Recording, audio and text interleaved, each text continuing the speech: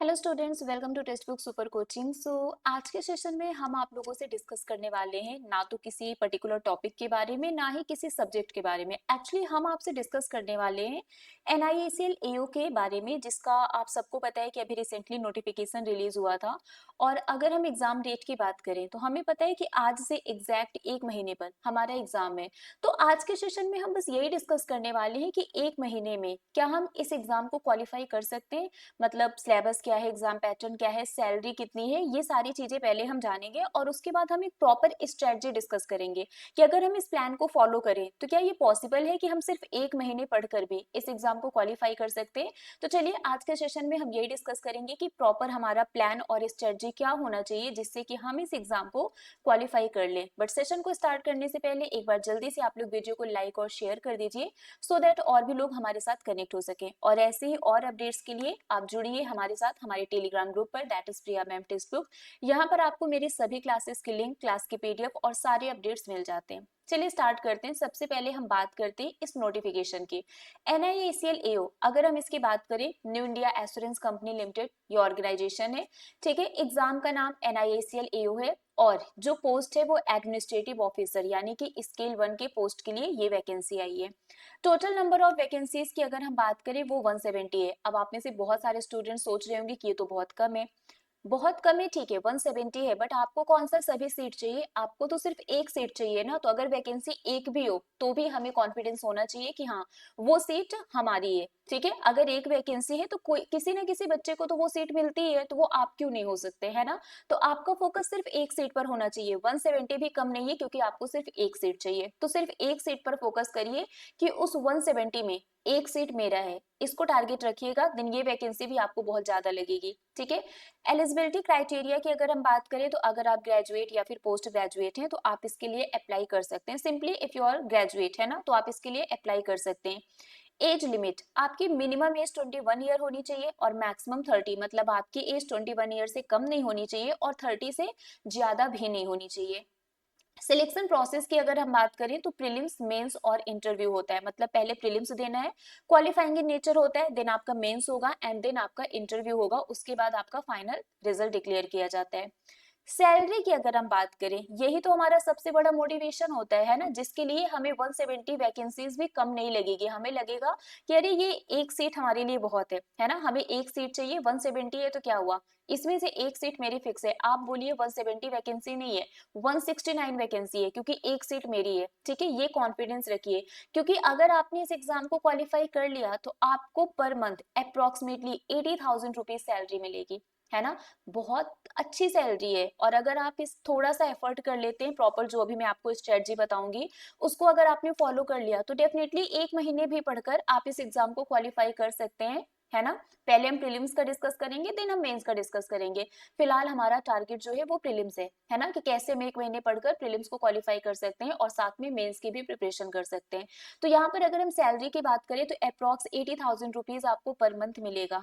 बहुत अच्छी सैलरी है आपको। अगर आपने अभी तक इस फॉर्म को नहीं फिल किया है तो फिल कर दीजिएगा। ठीक है, और इसके लिए प्रिपरेशन करना है। ऑफिशियल वेबसाइट ये है www.newindia.co.in। इस वेबसाइट पर आप विजिट करेंगे, देन आप इस फॉर्म को फिलअप कर सकते हैं। एज लिमिट मैंने अभी आपको बताया कि मिनिमम 21 ईयर और मैक्सिमम 30 ईयर, बट बहुत सारे स्टूडेंट्स कंफ्यूज हो जाते हैं कि मैम मेरी डेट ऑफ बर्थ ये है तो क्या मैं अप्लाई कर सकता हूँ, मेरी डेट ऑफ बर्थ ये है तो क्या हम अप्लाई कर सकते हैं।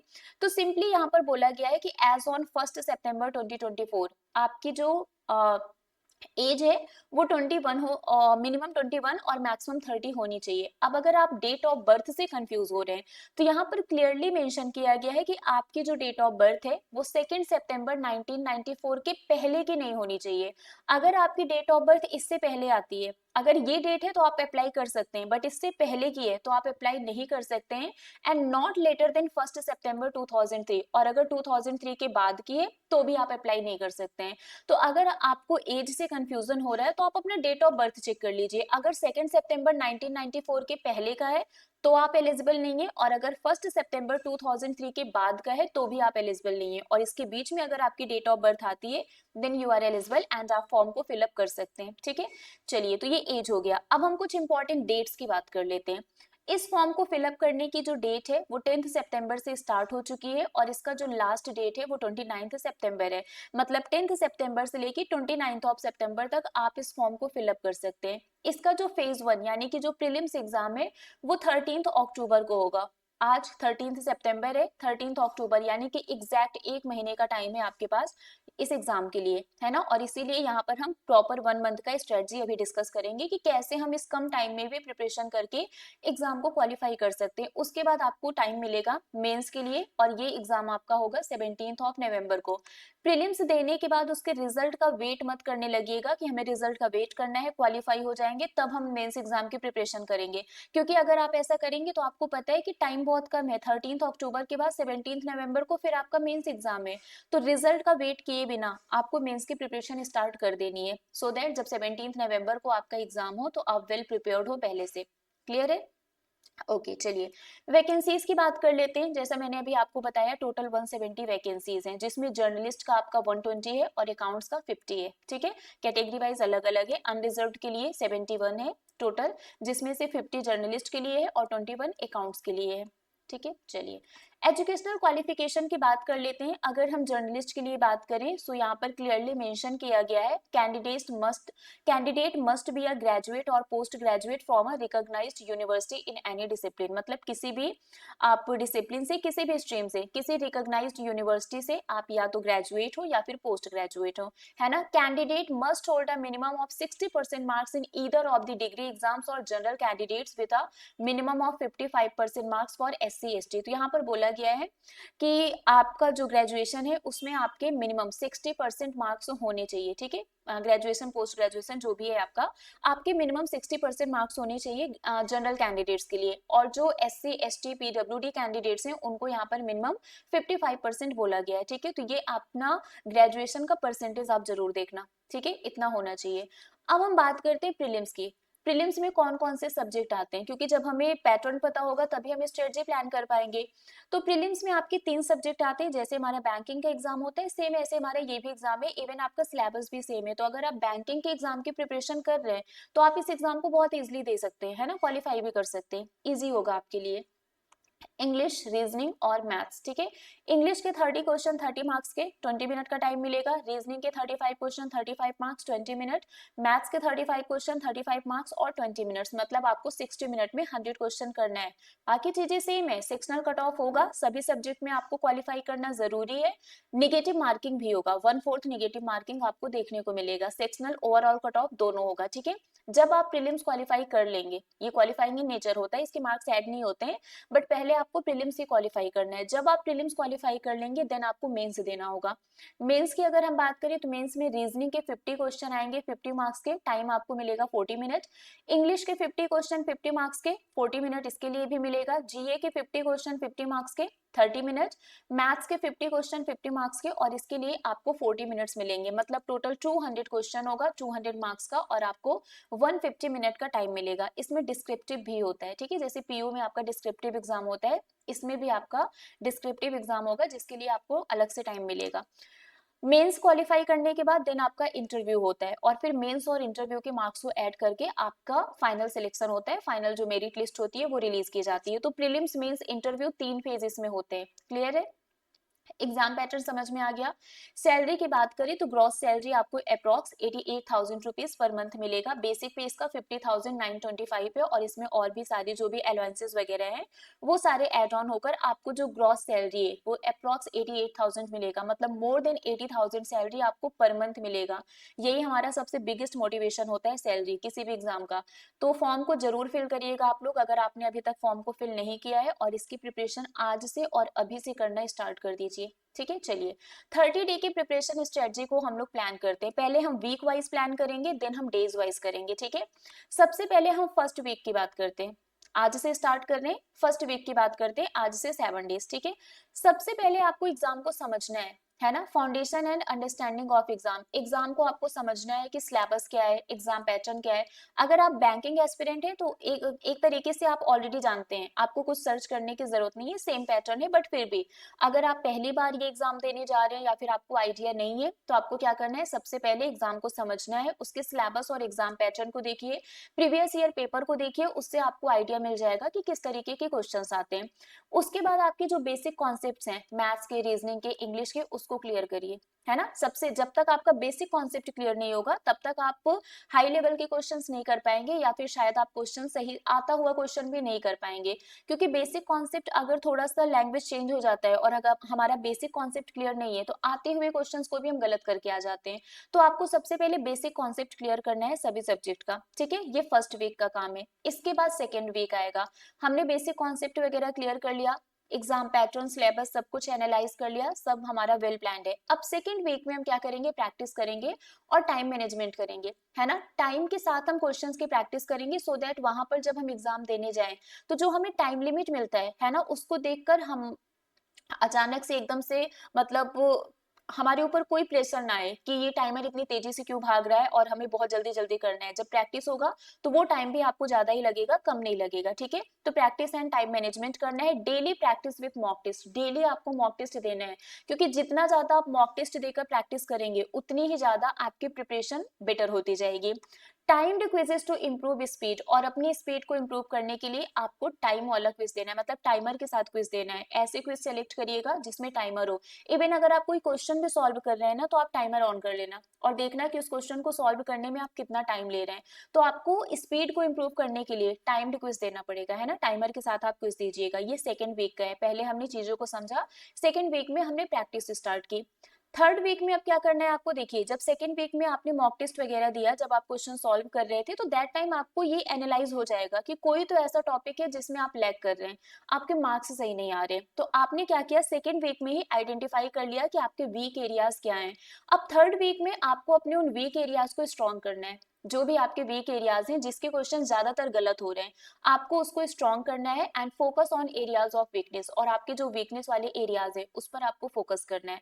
तो फिर अपने वीक एरियाज पर फोकस करके उसको स्ट्रॉन्ग करना है, और उसके बाद आपको सेक्शनल टेस्ट देना है। मतलब आप टॉपिक वाइज या सब्जेक्ट वाइज अलग अलग आप टेस्ट देंगे, जिसमें मतलब जो सब्जेक्ट आपका स्ट्रॉन्ग है, वीक है, जो टॉपिक आपका स्ट्रॉन्ग है, वीक है, उसके अकॉर्डिंगली आपको सेक्शनल टेस्ट की प्रैक्टिस करनी है। ये थर्ड वीक हो गया।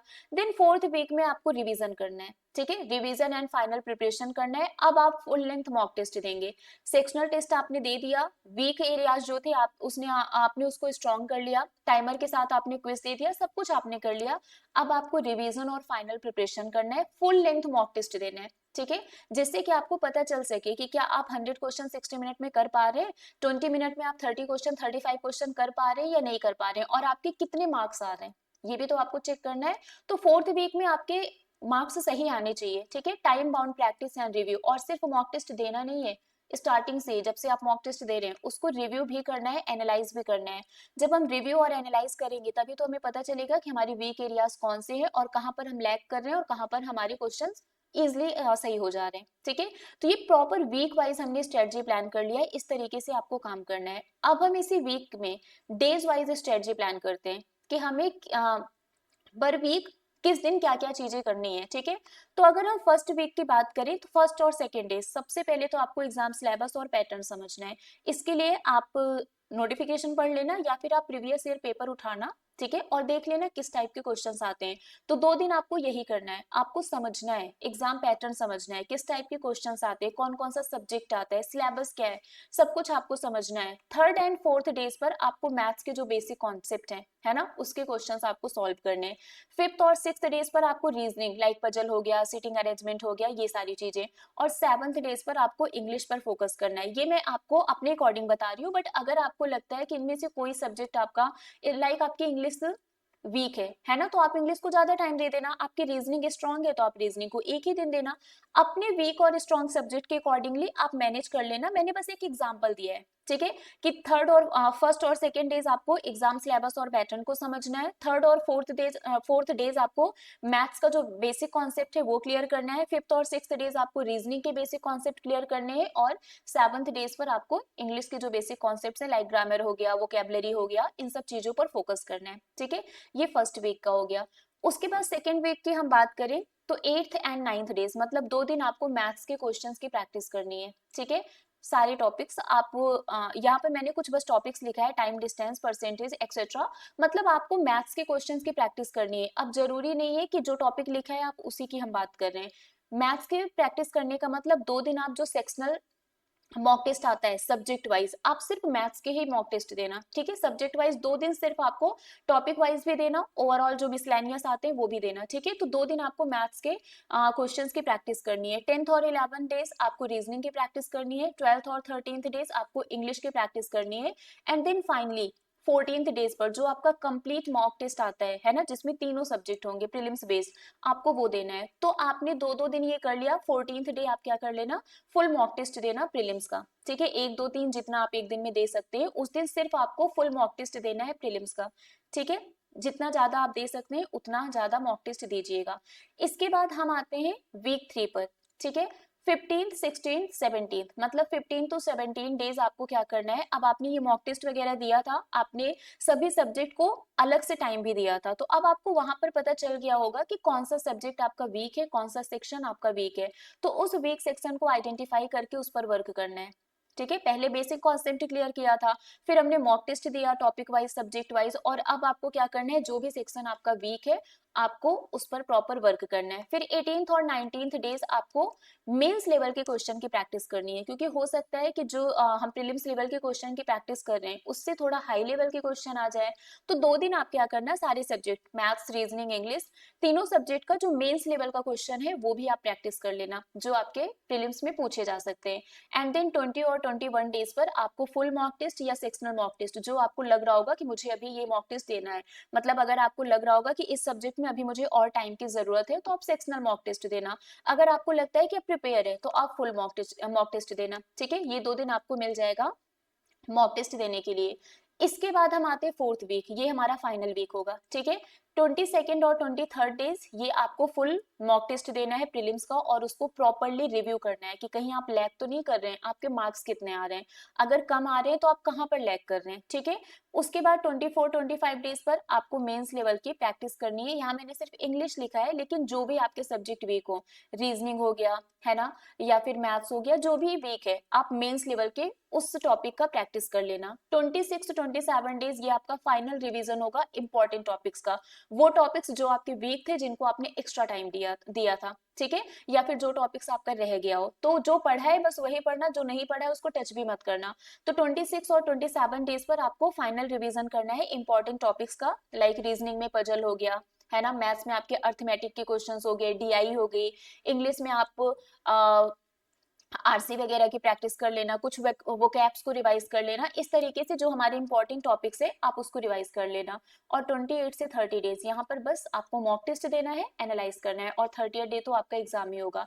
अगर आपने इस प्रॉपर शेड्यूल को फॉलो कर लिया तो डेफिनेटली आप एग्जाम को क्वालिफाई कर लेंगे सिर्फ 1 महीने में पढ़कर। अगर आप इसको एक बार ध्यान से देखिए और समझे तो आपको लग रहा होगा कि सफिशियंट है, सब कुछ तो हम यहाँ पर पढ़ रहे हैं, सब कुछ क्लियर कर रहे हैं, बस आपको टाइम देना पड़ेगा। ठीक है, टाइम मैनेजमेंट की बात करें तो हर दिन आपको हर सेक्शन को है ना 2 से 3 घंटे देने पड़ेंगे। ठीक है, अगर आपको 1 महीने में एग्जाम क्वालिफाई करना है तो अपना एफर्ट भी बढ़ाना पड़ेगा, आपको हर सेक्शन को डेली 2 से 3 घंटे देने पड़ेंगे, और एक्यूरेसी और टाइम मैनेजमेंट पर आपको फोकस करना पड़ेगा। टाइम मैनेजमेंट सो दैट आपकी स्पीड बढ़ सके, और एक्यूरेसी जिससे कि आप नेगेटिव मार्किंग से खुद को बचा सके, क्योंकि एग्जाम में नेगेटिव मार्किंग भी है। तो ये आपका टाइम मैनेजमेंट टिप्स है कि आपको डेली हर सेक्शन को 2 से 3 घंटे देने हैं, टाइम को मैनेज करना है और एक्यूरेसी को भी मेंटेन करके रखना है।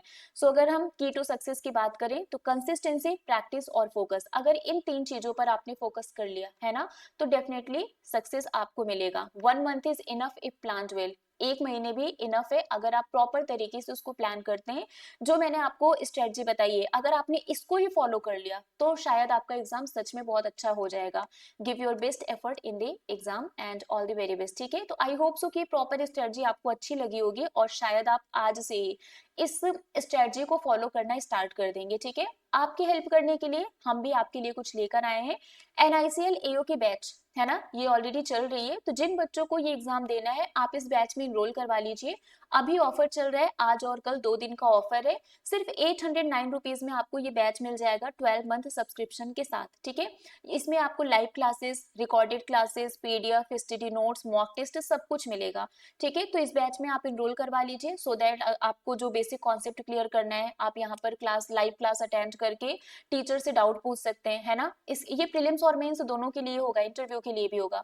इसके अलावा मॉक टेस्ट के लिए भी आपको क्वेश्चंस मिल जाएंगे, तो आपको जो कंटेंट है ना, वो ढूंढना नहीं पड़ेगा इधर उधर प्रिपरेशन के लिए, तो टाइम वेस्ट नहीं होगा आपका कंटेंट ढूंढने में, वो आपको यहाँ पर ऑलरेडी मिल जाएगा।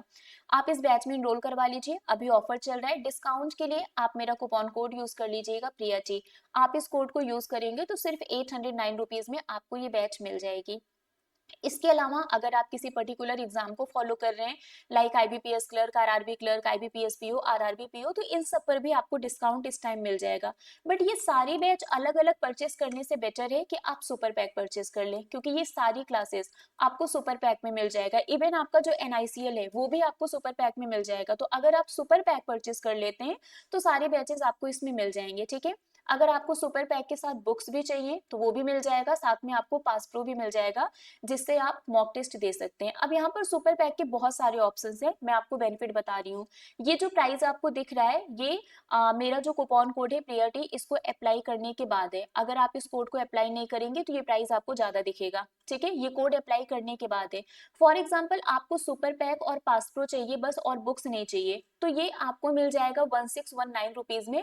अगर आपको 24+8 मंथ के लिए चाहिए तो, बट अगर आपको सिर्फ 12 मंथ के लिए चाहिए तो 4 मंथ आपको एक्स्ट्रा मिल जाएगा 1169 रुपीज में। उससे भी कम मंथ के लिए चाहिए, 6 मंथ के लिए, तो 2 मंथ एक्स्ट्रा वैलिडिटी के साथ आपको ये सिर्फ 944 रुपीज में मिल जाएगा। बट अगर आपको बुक्स के साथ चाहिए तो ये आपको 2159 रुपीज में मिल जाएगा। अगर आप 24 मंथ के लिए लेते हैं तो 8 मंथ आपको एक्स्ट्रा मिल जाएगा। अगर आप 12 मंथ के लिए लेंगे तो 4 मंथ एक्स्ट्रा मिल जाएगा, जहां पर सुपर पैक, पास प्रो और बुक भी होगा। ये आपको सिर्फ 1754 रुपीज में मिलेगा। अगर आप 6 मंथ के लिए लेते हैं तो 2 मंथ एक्स्ट्रा वैलिडिटी के साथ आपको सुपर पैक, पास प्रो और बुक्स भी मिल जाएंगी। ये आपको सिर्फ 1686 रुपीज में मिलेगा। तो जो भी आपको बैच लग रहा है कि मुझे ये परचेस करना चाहिए विद या विदाउट बुक, आप परचेस कर सकते हैं। डिस्काउंट के लिए कोड यूज कर लीजिएगा प्रिया जी, तो आपको डिस्काउंट मिल जाएगा। ये सारे प्राइस मेरा ये कोड अप्लाई करने के बाद का है। ठीक है, और ऑफर सिर्फ आज और कल के लिए है, तो टाइम वेस्ट मत करिएगा बिल्कुल भी, इनरोल करवा लीजिए जिस भी बैच में आपको इनरोल करवाना है। और अगर आपको कोई डाउट है, कुछ भी है, तो आप टेलीग्राम ग्रुप पर मुझसे पूछ सकते हैं। ये मेरा टेलीग्राम ग्रुप है, प्रिया मैम टेक्स्ट बुक। यहाँ पर आपको मेरी सभी क्लास की पीडीएफ लिंक सब कुछ मिल जाएंगे। तो अभी के लिए फिलहाल बस इतना ही है। जाने से पहले एक बार आप लोग वीडियो को लाइक और शेयर कर दीजिएगा, और अगर आपको कोई भी डाउट होता है तो कमेंट करके हमसे जरूर पूछिएगा। मिलते हैं आप लोगों से ऐसे ही नेक्स्ट सेशन में। Till then bye bye guys, take care, thank you so much.